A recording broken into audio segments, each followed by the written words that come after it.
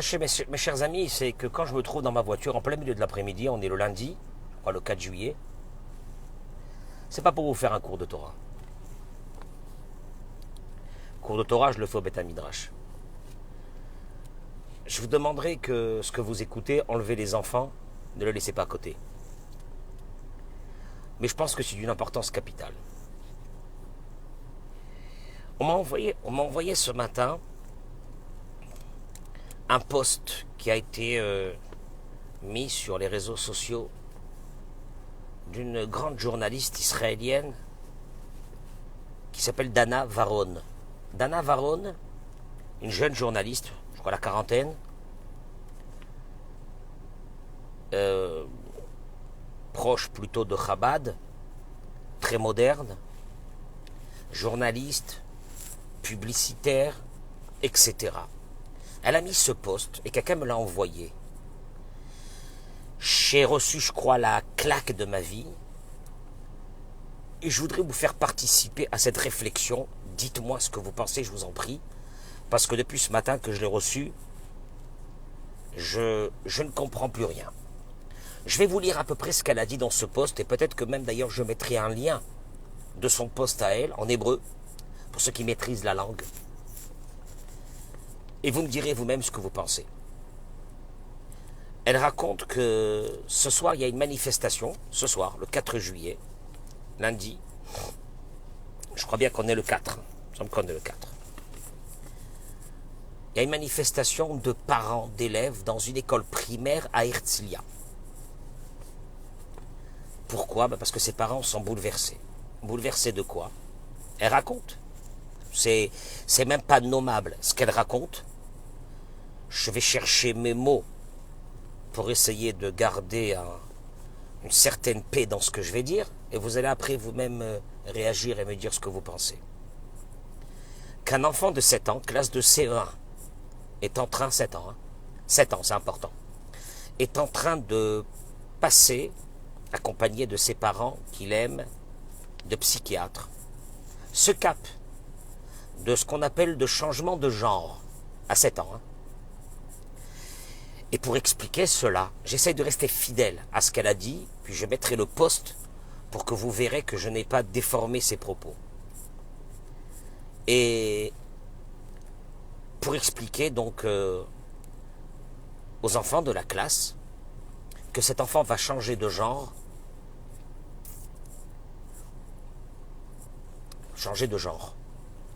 C'est un garçon, mais il se sent une fille. Il a 7 ans. Alors on a invité donc des personnes spécialisées dans l'école, juste avant les vacances, pour raconter, expliquer aux enfants de 7 ans de la classe qu'est-ce que c'est donc un transgenre à 7 ans. Et on demande aux parents de ne pas parler avant ça avec les enfants pour ne pas causer dans leur tête un mélange. Les parents, il ne faut pas qu'ils parlent. C'est que des personnes spécialisées qui vont venir parler et raconter et expliquer que c'est quelque chose de tout à fait normal d'être transgenre à 7 ans.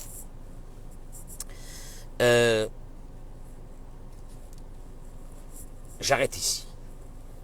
Pour ceux qui ont étudié un petit peu le sujet, l'Association américaine de psychiatrie, et vous pouvez le retrouver sur Internet, explique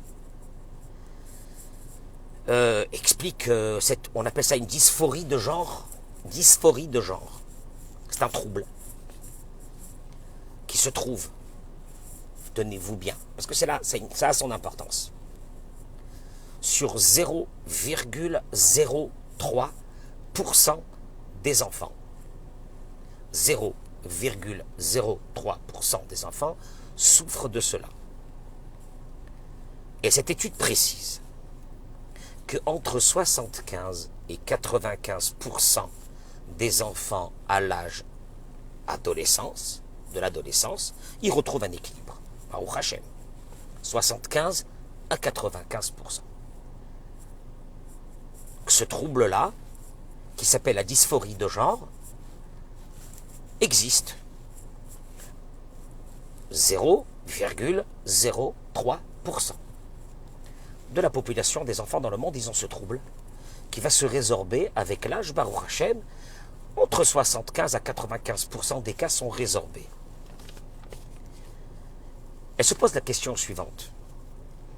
D'abord, pourquoi un enfant de 7 ans qui a ce déséquilibre, qui avec l'âge adulte, en devenant un adolescent, peut revenir à un équilibre normal des genres, parce qu'il y a des genres, il y a le garçon, il y a la fille, il y a l'homme, il y a la femme, il va revenir à ça.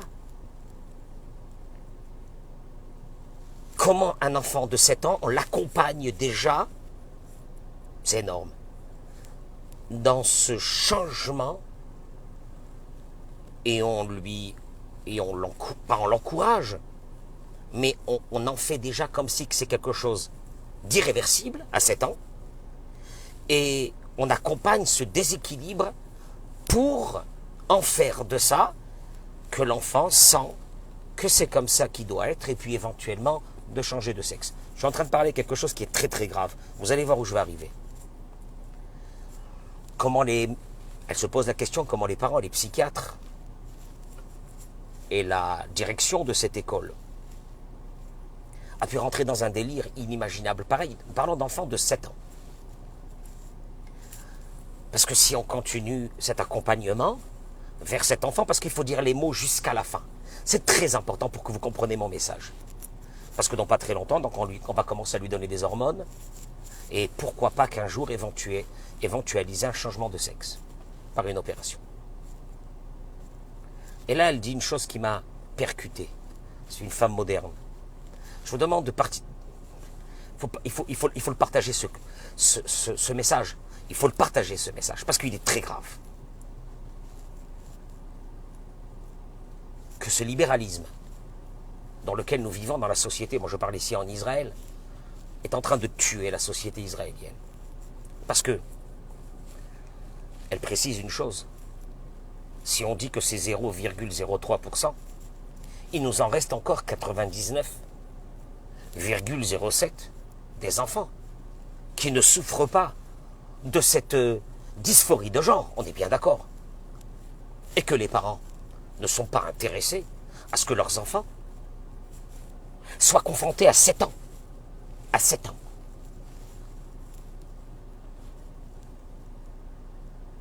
À ce déséquilibre. Il y a une vidéo qui a traversé les groupes il n'y a pas très longtemps où, dans une télévision israélienne, donc on montrait comment, dans les classes, on amenait des psys pour expliquer aux enfants que d'être homosexuel, encore une fois, mon discours n'a rien d'homophobe. Mon avis personnel, j'ai le droit de le garder. Je respecte tout le monde. Vous n'avez jamais entendu de ma part un mot sur cette partie de l'humanité. Jamais. Mais là, je me pose une vraie question. Moi, en tant que parent, j'ai le droit à ce que mon fils de 7 ans ne soit pas mis devant ce dysfonctionnement qui engendre après ça un transgenre et qu'on lui explique que c'est normal. Parce que lui, il n'a pas encore grandi. Il va grandir. Il va affirmer sa sexualité avec le temps, puisque entre 75 et 95% des cas sont résorbés avec le temps. Vous me suivez, oui ou non? Et là, elle a dit une chose terrible. Une minorité. C'est une minorité, c'est combien? C'est 0,03%. Une minorité est en train de faire plier la majorité. Elle le dit elle-même, il n'y a plus aujourd'hui une émission de télé, une télé-réalité, une émission dans laquelle on ne met pas de façon la plus forte. Il y a une omniprésence de cette catégorie de personnes. Alors là, elle dit une chose extraordinaire. Qu'est-ce qu'il aurait été si dans cette école à Herzliya, on avait fait rentrer des rabbins pour expliquer aux garçons qu'est-ce que c'est ces lanières noires que nous mettons tous les matins. Il y aurait eu des hurlements de la part de toute la société israélienne pour dire ce qu'ils appellent ici kfiyat datit, un terrorisme religieux.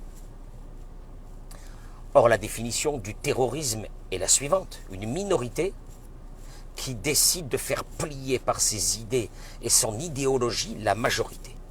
Et on y est en plein actuellement avec ce qui se passe ici dans les écoles. Il est en train de se passer quelque chose de très grave dans la société israélienne. Parce que moi, j'ai posé la question à mes élèves.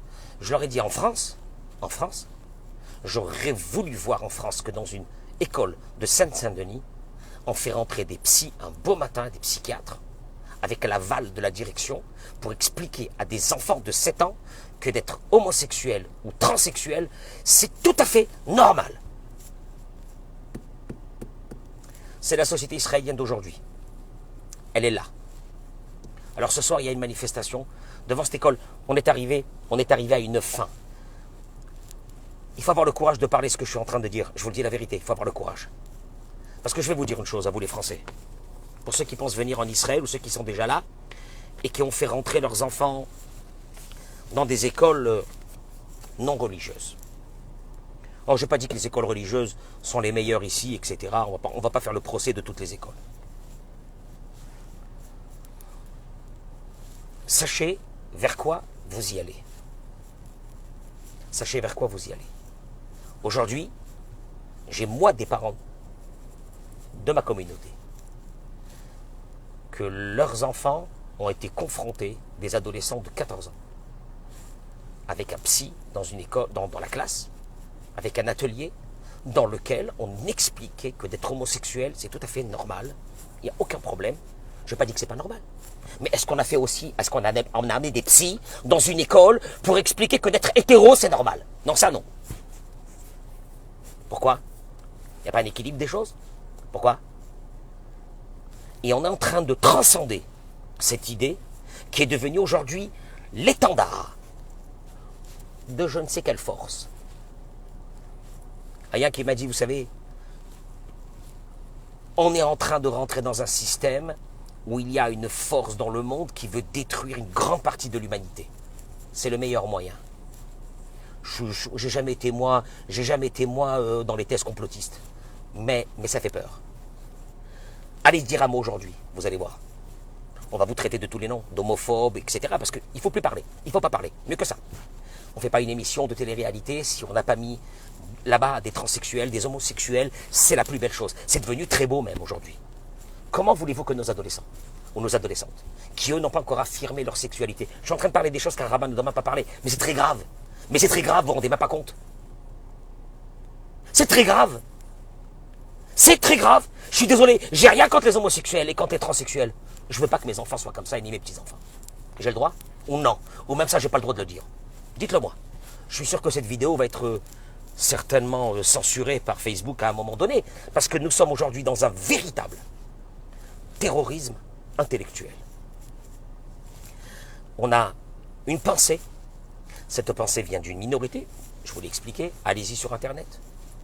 Et cette minorité est en train de dicter la loi au monde entier. Et on nous dit c'est comme ça. Et tu dois accepter que c'est comme ça. Et que tu n'as pas le droit de réagir. Et que tu n'as pas le droit de donner ton avis. Parce qu'en donnant ton avis, tu es en train pratiquement de devenir un raciste, un xénophobe, un homophobe. Parce que tu donnes ton avis. Comment à des enfants de 7 ans, qui nous le savons d'après cette étude, allez la chercher sur Internet pour voir si c'est vrai ce que je suis en train de dire. Cette étude qui a été faite, très simple, cette étude a été faite par l'Association américaine de psychiatrie sur ce qu'on appelle la dysphorie de genre. Et eux-mêmes, ils te le disent. 0,03% des enfants sont touchés par ça. Et eux-mêmes sont résorbés en grande partie, entre 75 et 95%, ne vous inquiétez pas, vers l'adolescence. Comment tu veux faire rentrer un psychiatre dans une école avec des parents et un enfant qui est atteint de ce trouble? C'est un trouble? Oui, c'est un trouble. Oui, c'est un trouble. Ah bon? Ah bon, c'est un trouble. Ah bon? Ah bon? Non, c'est pas un trouble. Je suis désolé. C'est vous qui êtes complètement fermé dans votre vie. Bon, comme on a vécu jusqu'à aujourd'hui. Mais qu'est-ce que nos grands-parents, nos arrière-grands-parents, nos arrière-grands-parents, ils sont en train de dire en nous voyant vivre une vie pareille? Et de rentrer dans une classe et d'expliquer à des petits bambins de 7 ans que d'être transsexuel. C'est énorme. C'est des souffrances. C'est des opérations. C'est un bouleversement dans les familles. C'est pour certaines familles un désastre, on le sait. C'est des grandes souffrances pour ces personnes qui souffrent de ça, ça aussi. Mais de prendre un enfant de 7 ans et de lui dire, mon chéri, tu es transsexuel, c'est mignon d'être transsexuel. Et un jour, tu prendras des hormones et peut-être qu'on t'enlèvera aussi ton sexe. Maman, je suis en train de dire ça maintenant, moi. Moi, je suis en train de dire ça, Shema Israël Adonai Eloheinu Adonai Echad. C'est la fin de ma vie. Je suis en train de parler de ça. Et pourquoi moi je vous le dis? Je vous le dis pour une chose. Vous avez vos enfants, ils sont dans des écoles chiloni. Si ça tenait qu'à moi, reprenez vos enfants et rentrez en France. Parce que nos enfants dans les écoles goy n'ont pas eu ça et ne verront pas ça. C'est dur ce que je dis. Faites-les rentrer dans des écoles juives. Vous comprenez ce que je suis en train de dire? Ou non? Et c'est en train de se propager dans tout le pays. Vous pensez venir en Israël en vous disant, vous allez faire rentrer vos enfants dans des écoles israéliennes. C'est mieux que l'école goy. Je me pose une vraie question. Je n'ai pas eu l'avis des grands rabbinim sur ça, mais je me pose la vraie question. Est-ce que c'est préférable que mon fils reste dans une école goy? C'est une question que je pose. Je ne sais pas. Ou qu'on explique à mon fils que d'être transgenre, c'est même à la mode. Je vais jamais, moi, dans un centre commercial. Je rentre pas. Je suis parti parce qu'on m'a envoyé acheter quelque chose. Bon. Je rentre là-bas dans ce centre commercial. Je vois 2 personnes devant moi, 2 jeunes. Des garçons. Je vais vous dire avec quoi? Des garçons. Sac en bandoulière. Habillés bien, modernes. Avec des seins. Ils sont en train de prendre des hormones. J'ai pas de mots. J'ai pas de mots. J'ai pas de mots. Je suis désolé, j'ai pas de mots. J'ai pas de mots. Alors, je suis le seul, moi, qui doit parler de ça. Moi, je suis le seul qui doit parler de ça. Vous voulez quoi? Vous voulez que vos enfants qui sont dans des écoles qui ne sont pas religieuses, vous rentrez un soir et vous dites, maman, j'ai envie de faire une opération pour changer de sexe. Tu veux ça? Tu veux ça? Dis-moi, tu veux ça? Oui ou non? T'as l'air moderne. T'es moderne dans ta tête. T'es moderne peut-être pour les autres. Mais si c'est ton fils ou ta fille qui vient et qui te dit ça, tu fais quoi? Alors ce soir, il y a une manifestation à Herzliya. Malheur à nous dans quelle situation on est arrivé. Et je précise, si ça avait été un rabbin qui était rentré pour expliquer juste aux enfants qu'est-ce que c'était Shabbat, mais ils auraient dit, mais c'est un terrorisme religieux. Un terrorisme religieux. C'est ce que je suis en train de vous dire là maintenant. Vous voyez, il y a la plage derrière moi. Je suis à Natania, Baruch Hashem, tout va très bien. C'est ma terre. C'est la terre d'Eretz Israël, je l'aime. Ce pays est devenu, pour ceux qui ne savent pas y vivre, il est devenu épouvantable. La société israélienne est une société qui n'a pas de culture. La société française, elle a une culture. Les non-juifs ont une culture. La société israélienne, c'est un ramassis de millions de cultures mélangées ensemble et ils n'ont aucune culture. Ils ont une seule culture ici. Ils prennent tout le mal et le mauvais des autres pays et ils le font monter à son paroxysme. Parce que pour que cette semaine rentre un psychiatre avec les parents accompagnés de l'enfant pour expliquer aux copains que leur petit, ne vous inquiétez pas, c'est tout à fait normal. Il a 7 ans. Il va changer de sexe. J'attends vos réactions et je mettrai dans les minutes qui suivent le post de cette Dana Varon pour ceux qui parlent en hébreu et qui verront que je n'ai rien agrandi ou changé. Mais moi je suis en train de parler pour les Français. Et je vous dis à vous les Français, vous faites quoi? Vous faites quoi? Vous n'avez pas le choix? Rentrez en France. Il est marqué nulle part qu'il faut sacrifier nos enfants. Je parle de nos enfants là à un point. Je parle même plus de religion là ici. Je parle même plus de religion là. Là c'est le feu. Vous rentrez. Il n'y a aucune mitzvah de sacrifier sur l'autel de sacrifice de la Avodazara, de la Aliyah, nos enfants. Il est marqué nulle part. Si moi un jour je rencontre des Français qui, parce qu'ils ont fait leur Aliyah, qu'ils ont mis leurs enfants dans une école chilonite, et que à cause de ça, eh ben Mazal Tov, leur garçon que je connaissais, il est devenu fille. Ça s'appelle une Aliyah, ça? Ça s'appelle une Aliyah? Réfléchissez, donnez-moi des réponses. J'attends vos réactions.